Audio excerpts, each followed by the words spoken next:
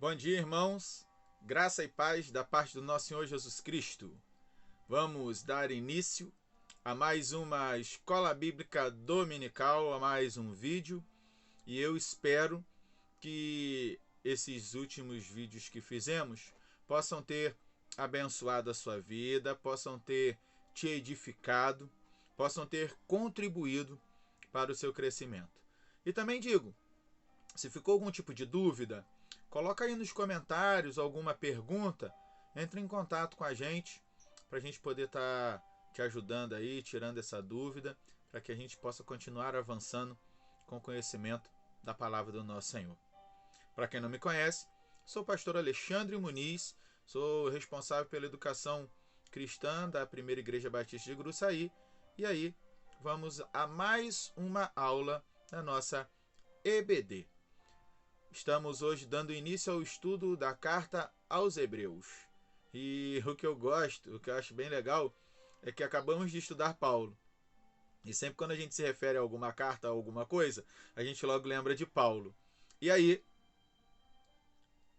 se inscreve no nosso canal, compartilhe os nossos vídeos, e aí eu continuo falando para você as coisas que vão acontecer. Hoje nós daremos apenas uma olhadinha em algumas curiosidades da carta e entraremos no capítulo 1. E a primeira curiosidade da carta é a seguinte: quem escreveu, quando escreveu e aonde escreveu? Sabe a pergunta? Pode me dizer com precisão? Aí é que tá. Eu li alguns comentários, ouvi algumas pessoas e, gente, não se chega a um denominador comum, não se chega a ter uma resposta concreta, não se tem certeza de quem escreveu a carta aos Hebreus. Alguns historiadores dizem que é Paulo, outros dizem que é Barnabé, alguns dizem até que é Apolo, mas nenhum deles chega à conclusão.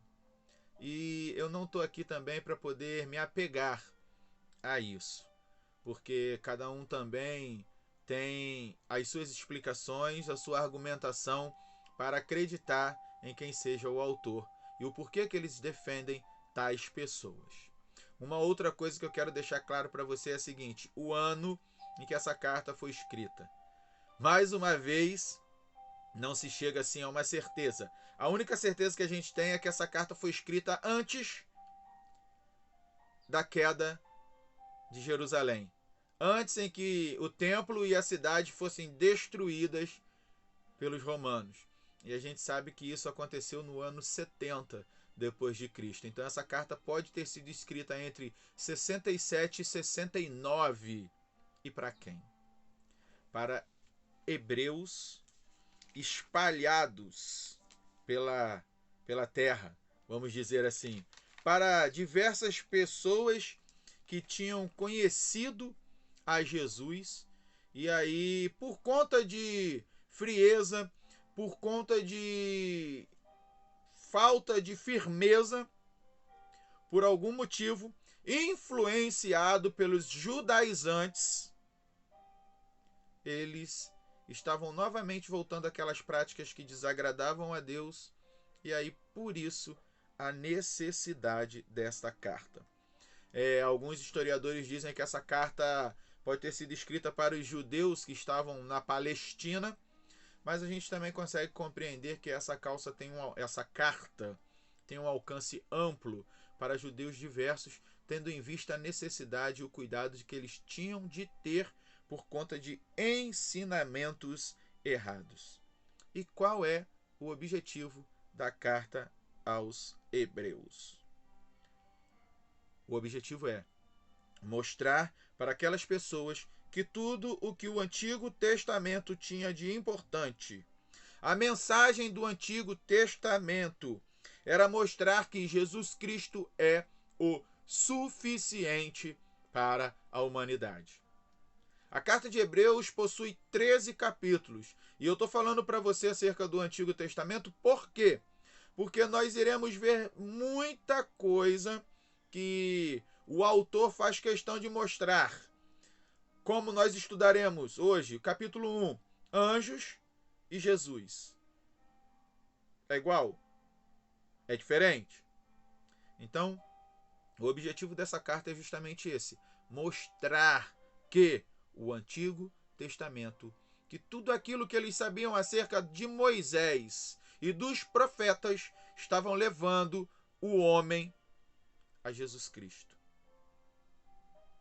Tudo o que era feito levaria para o Messias, o Deus encarnado. E que o homem nele, em Jesus, por mais que o homem se ache alguma coisa, o homem só tem porque Jesus deu.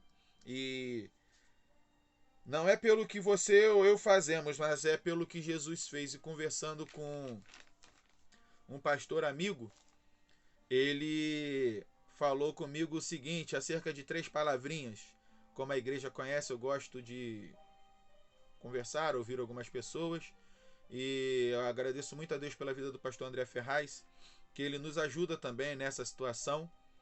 E ele me disse a questão de 3 palavrinhas para a gente poder entender o motivo que a galera estava tendo, confundindo as coisas. Aí ele diz assim, 3 palavrinhas: provisão, apropriação e aproximação. Quando eu entendo quem é Jesus na minha vida e a mensagem de Deus para mim, eu tenho essas 3 palavras na minha vida. Provisão. Provisão é quando Deus em Cristo salva o homem. E o que é apropriação? Apropriação é quando eu me aproprio dessa provisão. Tomo posse. Quando eu acredito que Cristo salva o homem. E aí, quando eu acredito, quando eu me aproprio, eu me aproximo de Jesus. Era isso que eles queriam, o autor da carta queria que aquele povo entendesse. Que Jesus era o suficiente para eles. Porque, irmãos, eles estavam voltando aos rituais antigos. E os irmãos sabem muito bem que os rituais antigos, até Atos 15 relata isso para a gente, o que o povo não tinha mais necessidade de fazer a partir do momento que ela recebia Jesus como seu único e suficiente Salvador. Sendo assim, meu irmão, Deus já fez em Jesus. E aí, o povo não precisa andar para trás. Não precisa ficar, opa, tem que fazer isso? Ou tem que fazer... Não. A ideia é para aquele povo. E aí eu te digo, se às vezes a gente não consegue entender algo, imagina aquele povo que estava vivendo esta transição. Então o povo precisava entender o seguinte: a lei dava o diagnóstico. O que significa? O seu estado, o meu estado é um estado terminal. E qual é esse estado? A morte no pecado. E aí entra a graça. Graça vem por meio de Jesus. Para quê? Para nos curar. E aí não adianta apenas saber o que você tem. Não adianta apenas saber o que eu tenho. A gente precisa saber qual é o remédio. E o remédio certo.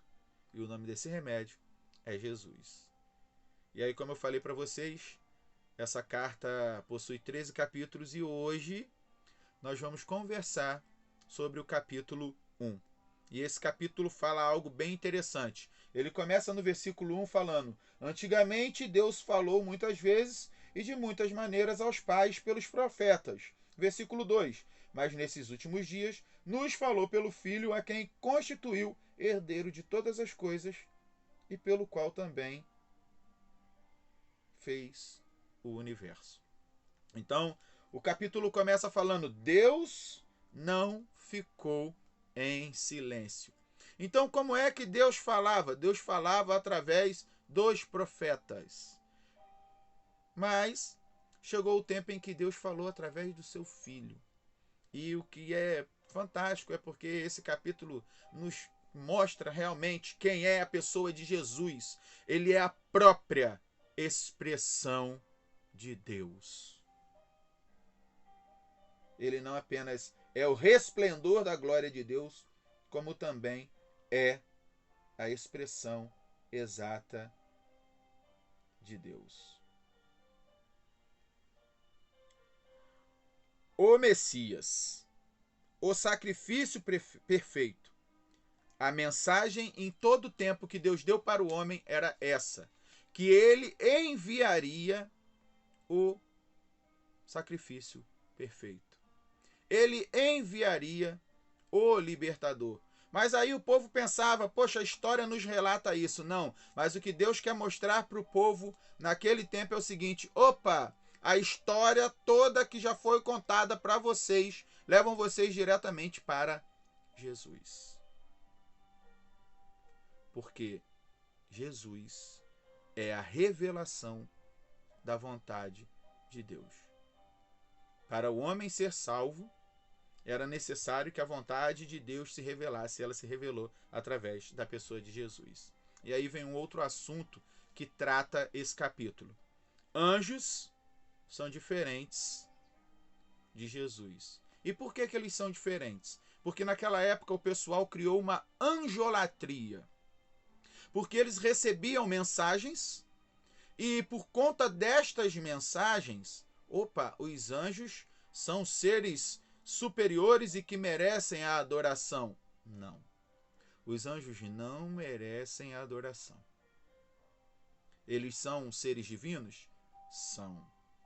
Mas eles são, na sua classificação, servos. Servos de Deus. E quem é Jesus? As pessoas não conseguiram compreender que Jesus era a revelação de Deus. Por quê? Porque ele era um ser comum. Era alguém que você tinha que olhar assim no meio daquela galera e dizer assim, quem é Jesus? E algumas vezes as suas palavras foram tidas como palavras profanas. E não era isso que Jesus queria. Não era isso que Deus queria. O que Deus quis mostrar na realidade dos fatos é que os anjos, por mais que fizeram o seu papel, não são superiores. Eles são subordinados por Deus. Eles fizeram aquilo tudo e fazem ainda porque recebem ordens de Deus. Sendo assim, eles também são subordinados a Jesus. Porque esse capítulo, no versículo 8, ele diz assim, no capítulo 1, mas a respeito do Filho, olha o que Deus diz sobre o Filho. O teu trono, ó Deus, é para todo sempre. Cetro de justiça é o cetro do teu reino. Nós escolhemos presidente, governador, prefeito, fazemos sucessão pastoral, eleição de diretoria, e isso é para ciclos, para períodos. E ele diz aqui o quê? O reino de Jesus é para o todo sempre. O teu trono, ó Deus, é para todo o sempre. E aí o que ele diz? No versículo 14, para poder fechar. Não são todos eles espíritos ministradores enviados para serviço a favor dos que hão de herdar a salvação? Então está aí. Os anjos são ministradores a serviço daqueles que hão de herdar a salvação. Sendo assim, que fique bem claro, meu irmão, minha irmã, os anjos são seres que adoram a Jesus. Porque nós aprendemos que toda honra, toda glória e todo louvor tão somente seja dado ao nosso Senhor. Espero ter sido bem objetivo, espero que os irmãos tenham compreendido um pouquinho do que a gente falou. Essa carta aos Hebreus ela é muito rica, ela é muito extensa, e aí os irmãos imaginem, se eu fosse falar realmente tudo, a gente ia criar enciclopédias, e não é esse o nosso propósito. Mas aí se ficou alguma dúvida, deixe no comentário, entre em contato, os irmãos sabem que nós somos bem acessíveis e estamos juntos para continuar fazendo com que o nome do Senhor Jesus Cristo seja o nome sobre todo o nome. Vamos orar? Louvado e bendito seja o teu santo nome, ó Pai. Muito obrigado porque mais uma vez nós nos reunimos através deste meio de comunicação para assim aprendermos um pouco mais da tua palavra. Que a cada dia mais o seu nome possa ser glorificado através das nossas vidas, através de cada ensinamento, e que a cada dia mais o desejo de te servir seja aquilo que nos motive. Muito obrigado, ó Deus, por esse tempo. Continue nos abençoando e tocando em corações, para que também reconheçam que apenas no nome de Jesus é que há salvação. Muito obrigado, nós oramos, ó Pai, no nome que é sobre todo nome, o nome de Jesus. Amém.